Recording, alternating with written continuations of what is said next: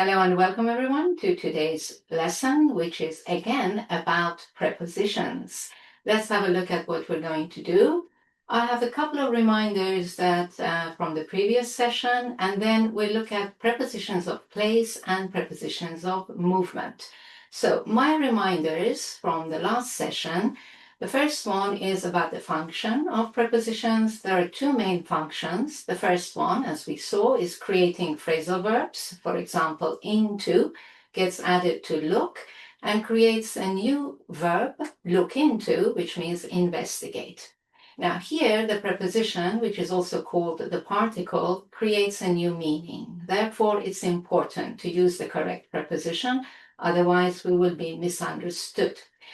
However, for the second function, which is connecting two nearby words, for example, look at the sky, or just as part of a phrase like at last, the preposition has no effect on the meaning of the nearby word. So if we use the wrong preposition, our message is still clear, so no big deal. We haven't confused anyone, but of course, it's worth trying to get it right. And that's what we're going to do today with prepositions of place and movement, as we did last time with prepositions of time.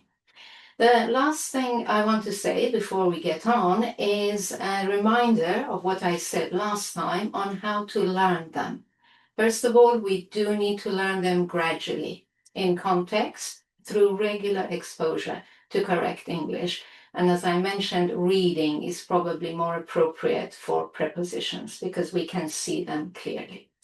The second tip I gave you last time was that every time we learn a new word, we need to learn it in its prepositional phrase. Don't just learn interested, but interested in, or average, but on average. Okay, make the preposition part of your learning immediately. The third tip I gave you was to use gap fill exercises. You can find them online or create them yourself. This is the best way of reinforcing and memorizing them. And finally, be patient. They will take a long time to get integrated. So, having reminded you of what I said last time, we can move on to the prepositions of place and movement, starting with prepositions of place, right? There are three main ones, like with time, at, in, and on. So let's look at first. At is usually used with an exact or small location. For example, at the traffic lights, at the gate, at the table. Sometimes we use at with an event, but we're more concerned here with the location rather than the activity. So at the meeting or at the wedding. Now, there are three expressions I want you to also remember are always with at home, at an address, and at the seaside. So now looking at in is usually for an enclosed location, like in the pocket, in a drawer, in the building, or with a large location, even if it's not enclosed. For example, in the street, in a city, in the south of England. Now, just a little note that in American English, they say on the street, but so both will be correct. And with most abstract locations like book, paragraph, the press, etc., it's also in a book, in this paragraph, in the press, right? Now, sometimes we see the same place name with both in and at. Generally, when we refer to a place, because of the activity that takes place there, we use at. For example, we would say, John is at work or at his office because that's where he works. So he's working. Or Karen is at university. She's a student. She's attending a lecture. She's at university. When we refer to a place as a physical location, then we use in. For example, John was smoking in his office, not at anymore, in his office. Or there are 5 separate buildings in the university. Now, a couple of exceptions and reminders, obviously, for this point. The first one is that the words hospital and jail or prison are exceptions. We don't say at, we say in hospital for the patient, in jail or in prison for the inmate. And then at and in are used for other people, for visitors or employees at or in the hospital or at or in the jail. So an exception to what I just said in the previous slide.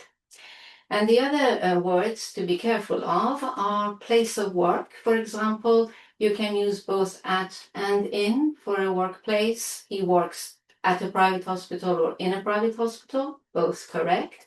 Now with companies, we use in for the department or the division and at with the name of the company. So she works in the sales department at Adidas. That brings us to the third very common preposition of place, which is on. Now, generally speaking, on is with surfaces, on the floor, on a shelf, on the ceiling. Also, as you know, with public transport, it's always on the tram, on the boat. And there are loads of expressions with on, for example, on a list, on the page, map, slide, farm, island, on holiday, on a trip, TV, radio. So the list is here if you want to refer back to these very common expressions with on, right? Just a little point here that with the words like graph, chart, drawing, the more common preposition, like with slide, is on, but you may also hear in. So don't be surprised. For example, you can see as can be seen on or in this pie chart. Right, so that's for at, in, and on, which are the very common ones. Now, I've included some other prepositions of place in this lesson, which I often find a little bit confusing, or I hear mistakes with these. The first group is this: by, near, close to, beside, and next to. Remember that by, near, and close to are synonyms, and they mean not far from, right? In the proximity, near. For example, I was sitting near the pool, by the pool, close to the pool. Now that's different from beside and next to. When you use beside and next to, you mean that there is nothing or no one between these two things. For example, my friend was sitting beside me or next to me. So a slight difference in meaning between these words. That's one group. And the other one, the three prepositions that you need to learn together, are behind, in front of, and opposite. Now, behind and in front of are opposites. So, for example, at the cinema, I sat behind him, behind Jim, which means that the Jim sat in front of me. So that's the relationship of behind and in front of. Whereas opposite is on the other side. So it's more like across from or facing. So there's a difference between opposite, like that, and in front of. For example, the cinema is opposite or across from the tube station. So be careful with these. And then another tricky group is over, above, under, and below. Let's look at over and above. They're very similar. Over means in a higher position, but can also involve movement. For example, I held the umbrella over my head, that's for the position, or he jumped over the fence.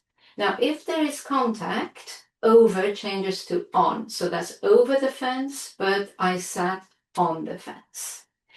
Above has more the idea of a higher level of something. There's never any movement or contact. It's just the positioning.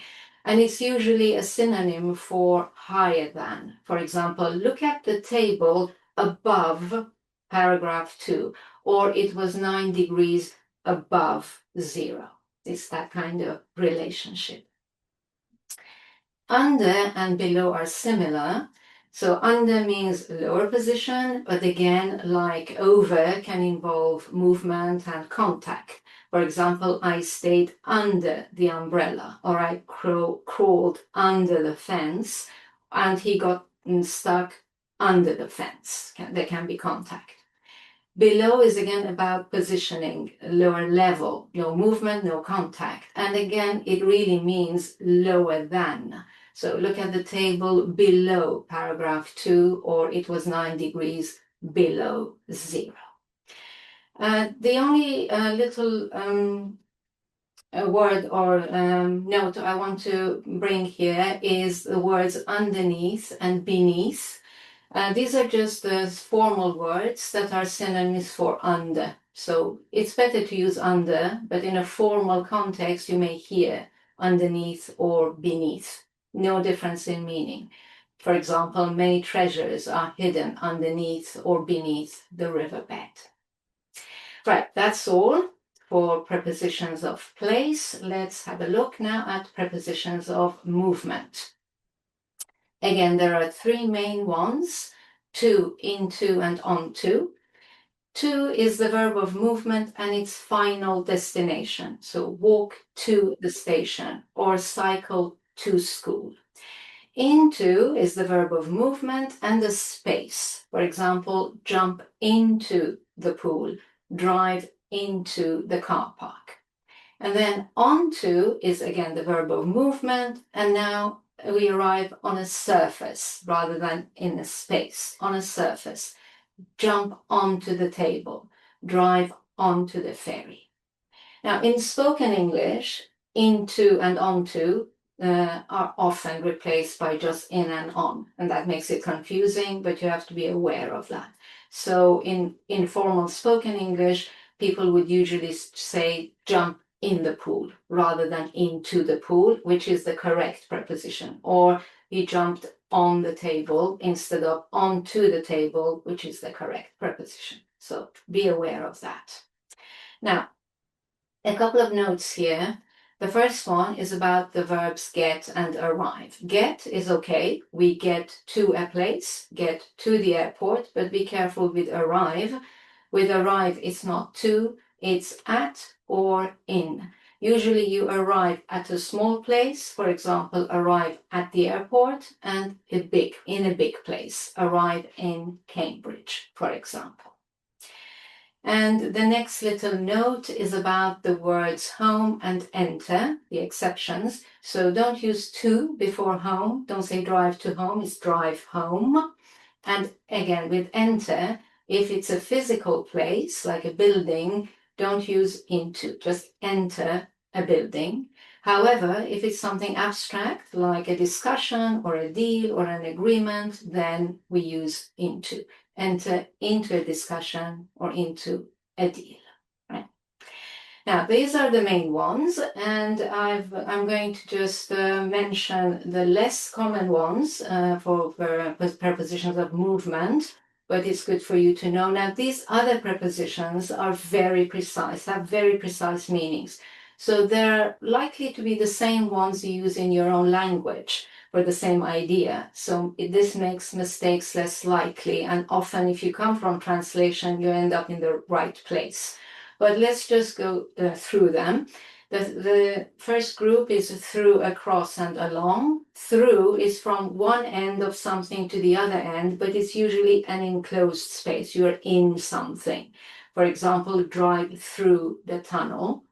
Across has the same idea from one end of something to the other, but it's more of an open space. You are more on a surface than in something. For example, drive across the bridge. And then we also have along, which is in a line following something. For example, drive along the river. So that's one little group. And the last group that I would like you to have a look at are the words, the prepositions towards, past, around, up and down, pretty self-explanatory. Towards means in the direction of, walk towards the bank. Past is further than a specific point, walk past the bank, then turn right, for example. Around is in a circle, forming the edges, walk around the park. And then up and down, completely clear, towards a higher or lower position. Walk up the hill or walk down the hill. Right, that's the end of our revision of prepositions of place and movement. I hope it has been helpful to you. I hope you've enjoyed this lesson. For more on this topic, click here. Remember to also check out my complete online course, and don't forget to like and subscribe. Thank you for watching and happy studies!